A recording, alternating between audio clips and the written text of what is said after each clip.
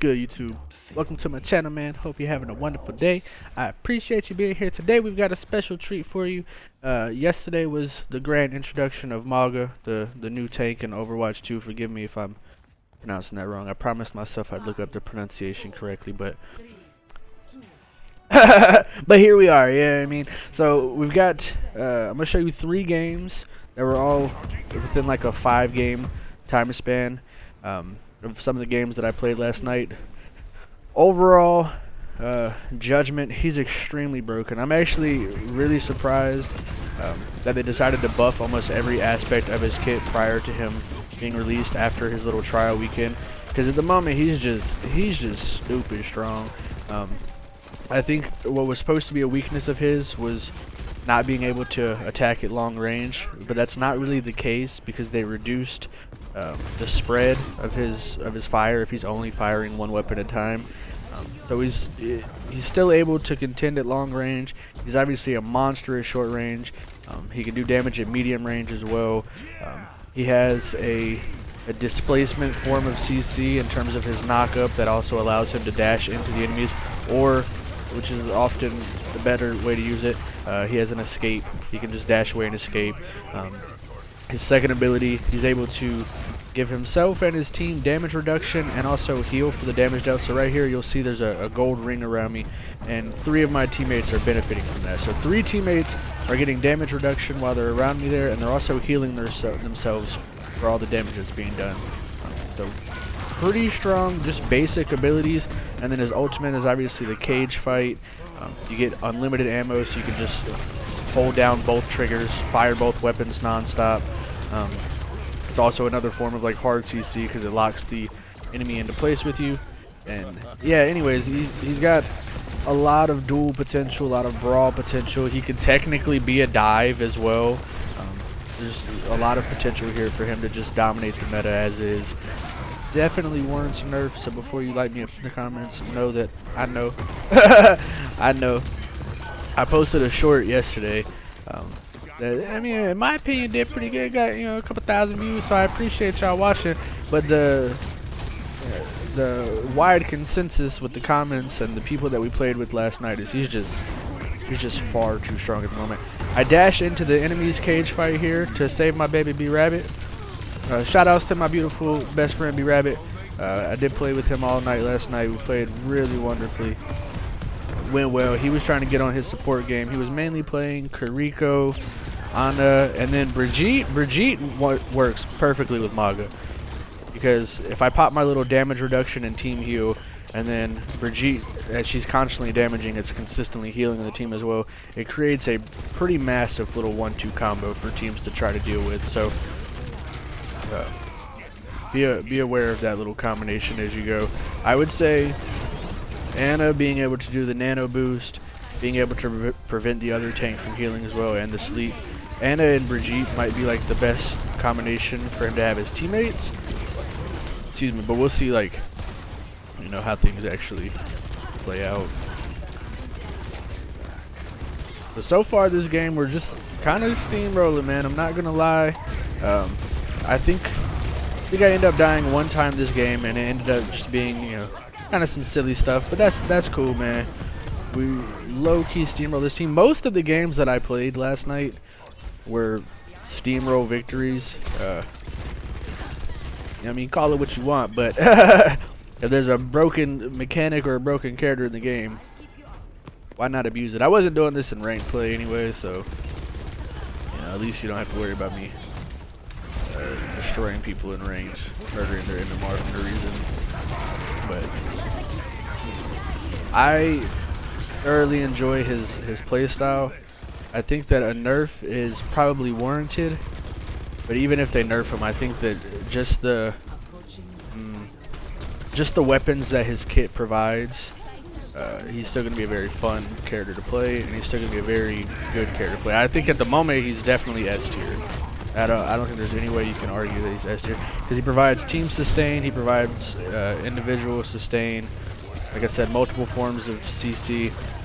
Here I probably should have just tried to decommit to this fight a little bit sooner, but we ended up turning it around. Rabbit was screaming in my ear to try to back up, but myself and the enemy Mauga ulted at the same time, and I won the trade. There was a lot of times where we played last night where we were facing the same, broken team comp, and we just steamrolled it, man. So I don't know if that's just me saying that I'm a demon or what, but but it worked. I dashed back there to try to reset for the next fight. Unfortunately, my Ana did die. I wasn't on voice comms with the randoms, obviously. Otherwise, I would have told her to back up before I backed up. But yeah, that's just the unfortunate reality of it sometimes, huh? We pick off their tank again. This is kind of beautiful here. Kind of steamrolling. The YouTube short that I posted was in conjunction with the first game that I played with him, and that was the game that I still have technically the most kills with him on, but I didn't save the replay in time to record, so it is what it is. The other games that I got were also really good. He pops his ult here, kind of unfortunate because yeah, they picked off 3 of my teammates, so definitely creates a power struggle there. Are we able to get out of here? I think we are able to get out. Yeah, they kill off my Ana as well. Rather unfortunate, but I'm able to dash away. You see how I cancel my dash right there before I do like my big ground pound. If you're using this character and you're actually trying to get somewhere in a hurry and not use the Naga portion, I would say let it go to the full duration of your sprint and then cancel it, just because it'll be faster for you to start running. You won't have the second and a half, like right there where you have to actually jump in the ground, smash, and then reset your run. You can simply just cancel the sprint and then just go back to running normal, so that works out really well. Saved my support by the skin of my teeth, man. By the skin of my teeth. Now we've pretty much, I was going to say we pretty much all have our ultimates, but our other supporters swapped off. Swapped to the Lucio. This was a big whiff on their part. I don't think that they actually meant to fall out of the window. We got the power up here. I think this right here might be the moment that that was the moment that I died. And kind of unfortunate. I wish that Ashe had waited to nano me until I was already up there engaging. But when the nano hit me, I felt the pressure to go ahead and dive in. When I dove in, I think I lost line of sight of Rabbit, although he was on Kiriko, so possibly could have blinked to me. I don't know if he had it on cooldown or not. And then I guess the Ana didn't follow me up the hill. No excuses. Obviously, it's my fault I died. But just explaining my thought process there. I caught the nano, so I was like, all right, let me immediately go in. Especially because I had my ult up as well. But I wish that she had waited for me to actually do a little bit of damage to the supports first, so that way Mauga wouldn't have been, just kind of like a unkillable force with both of his healers on him. And then go ahead and drop my ult before she popped the nano so we could get max value out there. It's all good. We're still steamrolling this team. They didn't gain any ground off of that. They basically just allowed them to reset briefly. But yeah, it is what it is. As a perfectionist, you know what I mean? I would have liked to have not died at all. So here's another really powerful ultimate combination. Obviously, is going to be the Kitsune. You obviously already fire extremely quickly with your miniguns, but then you fire even quicker in the Kitsune. So kind of silly. The combination of Kiriko and Ana is also really good. I like Brigitte because it provides some more sustainability for the rest of your backline. Also, it gives you a shield to work behind as well. So that was the end of the first game. Kind of doo-dooed on them. Let me see. That was New Queen Street. I believe I have this one saved. Yeah, so we got 35 eliminations, 9 assists, 1 death. You can see by a wide margin, we outdamaged everybody else. Their Mauga had 11 more deaths than me, which I guess you can say is partially on the healers, but their healers healed, about the same amount I did. Or ours did, rather. Obviously, they had a much bigger damage pool to heal from. But either way, he got doo-dooed on, so I don't really care. I did like 5,000 more damage than him. 35, 9, and 1. Feels pretty good. Just to show you the advanced stats, 1,900 self-healing and 2,400 overhealth is actually pretty massive. That provides a lot more sustainability. He's got a really big hitbox. so he's easy to target. He's easy to burn down if people do counter you correctly. Like, I think Ana is probably a really good counter with the anti-heals. And the sleep dart as well. Reaper is going to be a good counter because he can get up in your face. Mai is going to be a good counter as well because she can do her little frozen pull. Let me see. Orisa's probably the best tank to counter her, or counter him rather. Orisa, or just the exact same tank himself while he's really strong. But there was the first game.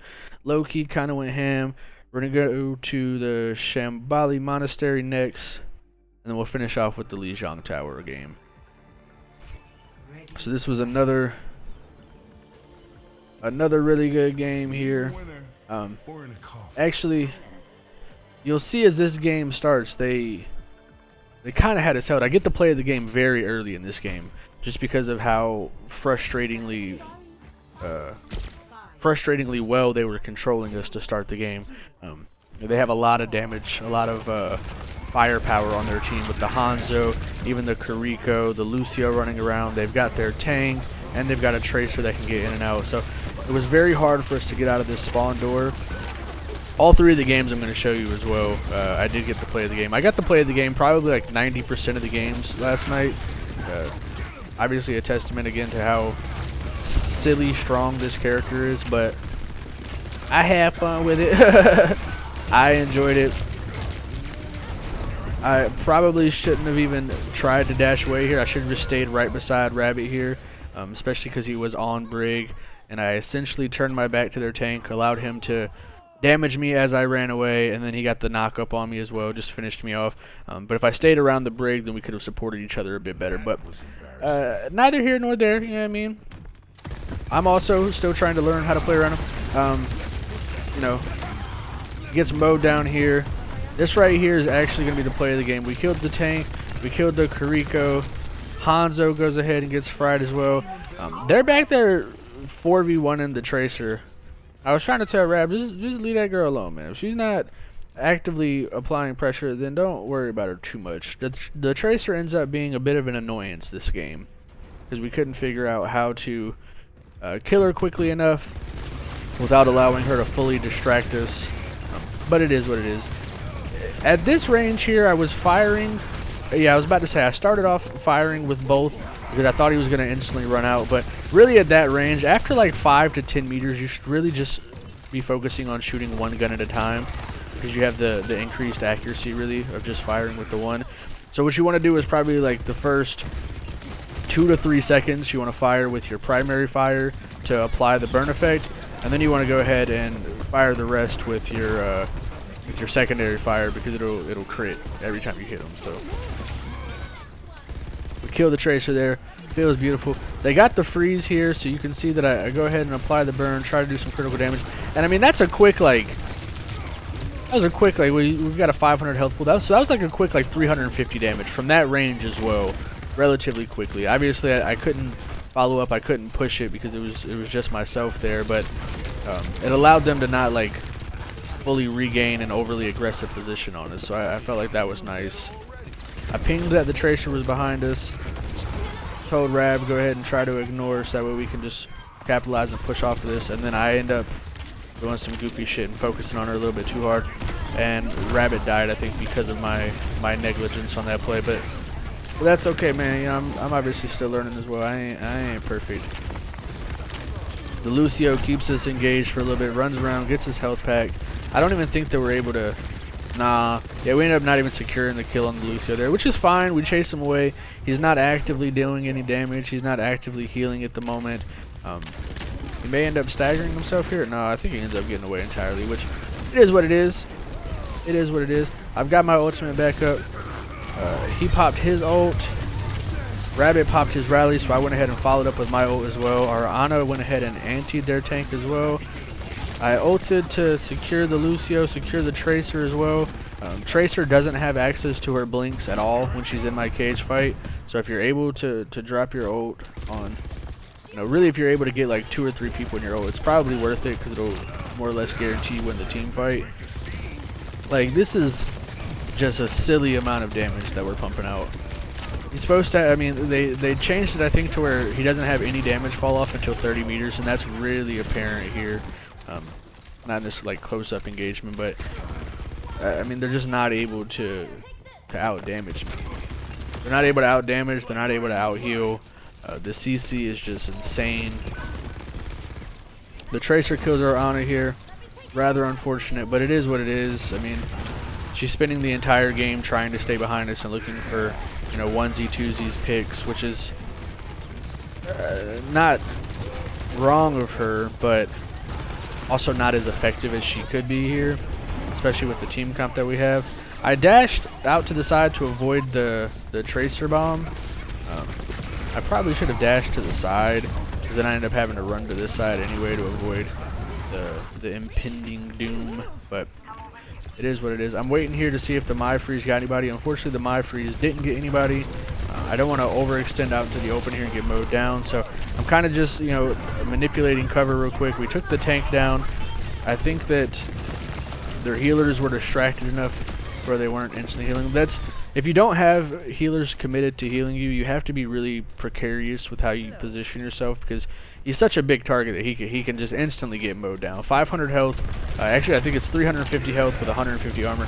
That can definitely disappear quickly, especially when you have the same tank on you as well. But I think I end up getting the kill here as well. Yeah, so we still end up securing the kill here. And you see that's probably like, you know, 30 or so meters. It's a pretty significant distance, and we're just holding them down, harassing them here. This is another instance where I wished my Ana had hold the nano, because who am I even targeting there to kill? You know what I mean? Like, there's not really anybody there for us to use that nano on. I was actively shooting at the door, but like the time it would have taken me to dash, get up the stairs, and then, you know, get close enough to their spawn door, I would have already ran out of nano anyway. I'm assuming that she thought the game was already over, but I think that little slip up right there kind of extended the game a little bit more. It's okay. It's okay. And here I'm telling Rabbit, let's just wait. I think, yeah. I think our Ana's about to do something goofy here. I told Rabbit don't even peek. Like, you see he's peeking, and I was like, bro, just don't even do it. Just don't even do it. Excuse me. So no, Rabbit waits, but now watch what happens to the Ana. And I was literally pinging, don't do this. I was pinging and typing, don't do this. And now I'm just standing still, obviously, in disbelief. Cause what were you doing, brother? I can't even speak right. I'm so frustrated. It's fine. It is what it is. It is what it is. Should have just waited that one out, though, I think. I let them know that the Tracer was coming back, so that's why I dashed back this way. I popped my damage reduction right before the explosive went off. Our Tracer died. I'm trying to go around the side here so I can damage the supports in the back, but they end up kind of humbling me a little bit. I was hoping that I could have gotten one or two of the supports low and then dove in and used my ultimate to just crash them out. And then I end up getting killed. I maybe shouldn't have left my spot in the corner there and allowed my Ana and my Brig a chance to heal me up there, because I think once I ran out in the open, a massive moving target with low health just crossed the face of all 5 enemies. Probably not the best idea. But you know, we're getting there, man. We're making moves here. That is the power of just using one of your weapons at a time. Rather beautiful. I recognize this is another tight one, but we got the freeze off as well, so it kind of worked out. The Lucio had just popped ult. I was hoping I could have gotten my ult down, obviously, you know, before the Lucio ult, but I think I was already like too committed in my head, and I was already looking to dive in and press Q. What I didn't want to happen was me dive in there and not secure the kills. So that's part of why I just went ahead and ulted. Their tank ults here, but instantly gets slept and antied. So you can definitely see how Ana is gonna be, you know, arguably the biggest counter against him, because he relies so much on healing, self-healing, and his team healing him to consistently put out damage. But another little beautiful game with him real quick, man. Let's look at this one. We had 28 eliminations, 9 assists, 2 deaths. My 2 deaths came off of me just kind of overextending, doing some goofy movement, which is fine. You know, I'm still not used to the character. Obviously, I'm not. I'm not top 500 player anyway. I'm out here enjoying myself, but we still have the most damage again by pretty wide margin. 2,300 more than their best DPS. 2,200 more than our other DPS. 2,000 more rather.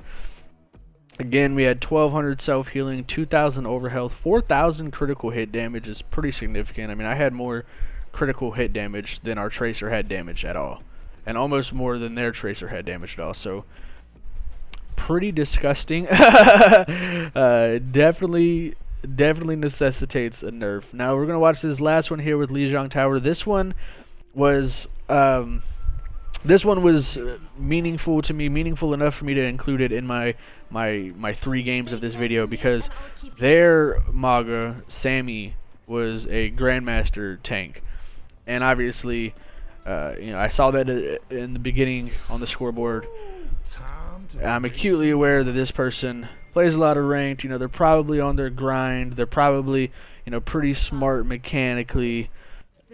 But that just means I want to shit on you. That's all that means. With love, of course, obviously, you know what I mean? No disrespect. But it means that I know I've got a challenge on my hand, and I want to play really well here. And I think we do. We come out the gate swinging pretty hard.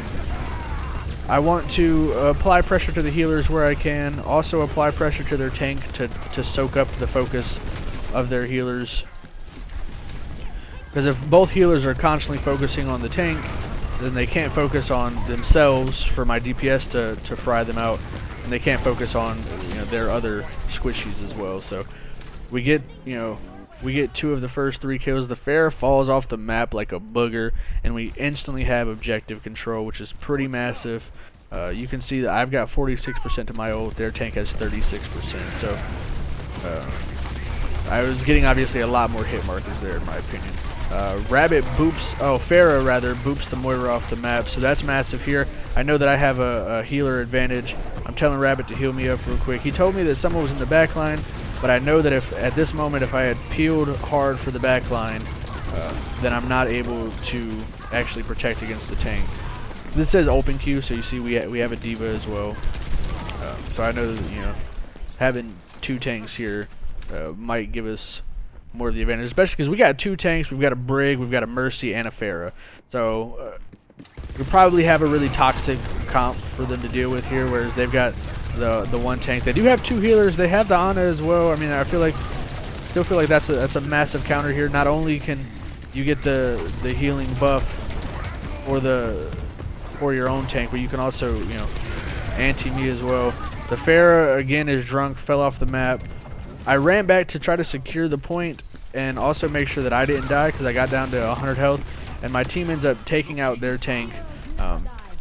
Godlike work by my boy B Rabbit there, because he got caught in the cage, kept himself alive, kept the rest of the team alive with his whatever the passive is that Brig has. I don't remember the name of it. Constantly doing damage, heals your teammates.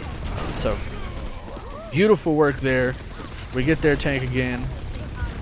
Working wonders here, truly. I probably should have stopped firing both rifles after X amount of time. I still haven't even used my ultimate here yet. I didn't want to burn it earlier because there wasn't really a clear moment that I needed to use it. And then I go ahead and use it right here. We secure that we get the Moira kill. Moira can't fade in your cage, so a GG no re-off for that one. We get the soldier as well. Also, another thing to keep in mind with your ultimate, although you're primarily targeting the people in your cage, you can still shoot the people outside of your cage, because they can't, a lot of damaging abilities are negated by the cage. They can't damage you into your cage, and you still get the unlimited ammunition. So even once you've killed the people in the cage, if there's nobody around whatsoever, then go ahead and collapse your cage to start the cooldown so you can be ready to ult again sooner. But if there's still somebody in the vicinity, go ahead and keep the cage up. It provides protection for you and your team, and also gives you the unlimited ammunition, so you can literally just hold down your fire. Excuse me. Oh my lord.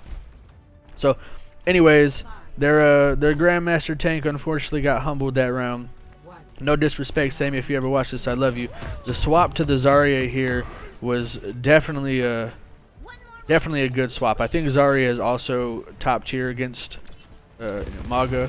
I think Zarya and Sigma are probably your second and third best after Orisa. So I think the first life here goes bad for all of us because I'm still trying to figure out how best to go about not getting the Zarya to full charge, taking out the squishies, alleviating the pressure from my team. So you can see here in that first instance that this definitely is not a complete shitter team, you know what I mean? They've got a Soldier, they've got a Pharah, they've got a Moira, they've got an Ana, so they have a lot of damage capabilities here. They've got their anti-grenade, they've got their sleep darts, they've got consistent heals and damage coming from the Moira. Soldier can heal as well. Here I told Rabbit, you know, once the Zarya is low health, go ahead and fry the bubble. Because when the Zarya is already low health, if you just break the bubble as quick as possible, then you can just kill the Zarya, you know what I mean? There's no need for us to allow her to regain with next to no health, you know what I mean? So I think ideally when she's full health and has a bubble popped, then focus on one of the supports around her to take away some of her healing. But then once that first bubble goes down, try your best to get her less than half health and then just fry her. I think that would be the best thing. So here, obviously I don't have a way to shoot their team, so I slid back a little bit. I'm antied here, so I go ahead and try to hide behind the wall. Works out really well. Get back to full health. Still applying the pressure to the Zarya. You see the Soldier up top. I get the burn effect applied. I wasn't able to get too many crits there, unfortunately. Rab pops his rally, pretty massive, but the Zarya did ult us. The Zarya ulted us and effectively got nothing out of it as well. So we had the rally going. I was able to do the team damage reduction and the team heal. So we pretty much completely negated the Zarya ult. Their Moira is now in ult here. I've got my ult ready to go. I'm waiting for this bubble to break so I can go ahead and just do what I do. Instantly kill him. Works out beautifully. Exactly how I planned. Never doubted it for a moment. I had the Moira in the ult here, but then she faded literally the exact second that my cage disappeared. So well played by the Moira. I think that one actually ended up being the play of the game for this one, just because it secured the objective for us. We took the tank out early, and it did lead to the team kill. I think I only got 2 of the kills, but I also got the Moira down to like 20% health before she faded away. So worked out really well. Bottom line, this character's broke. This character's broke. Enjoy it while you can. The nerf has to be coming. Like I said, I'm actually really surprised that he received as many buffs as he did before his full release, because I thought he was in a decent place in his little trial weekend, because I mean his kit has so much to offer. He's got so many different things he can do.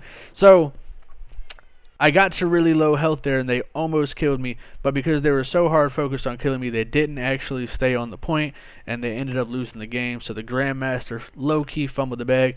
The game report of that one isn't going to be available because that was quite a while ago. It was like one of the earlier games of the night, but I do have the screenshot of that one pulled up. Let me see. So here we go. We went 21-5-1. Obviously they have their Grandmaster tank here. Did really well, I think, but unfortunately it is a team game. Rabbit had 6,100 heals, our Mercy had 6,200 heals, and the damage buff of the Mercy as well was pretty massive. You could definitely argue that their Moira did a little bit more damage than heals, which is sometimes good. In this instance, with that tank matchup that they had first, probably should have focused more on healing, but I know that she also got booped off the map twice. Anyways, neither here nor there. We won. We catch dubs. I appreciate you watching. If you stayed around this long, know that I love you. Leave your like, comment your feedback. I understand that the character's a little bit broken, but tell me what you think is most broken about his kit. And subscribe if you aren't already. I hope you have a wonderful day. Stay safe. Peace. I could click the cancel button. There we go. Bye. Love you.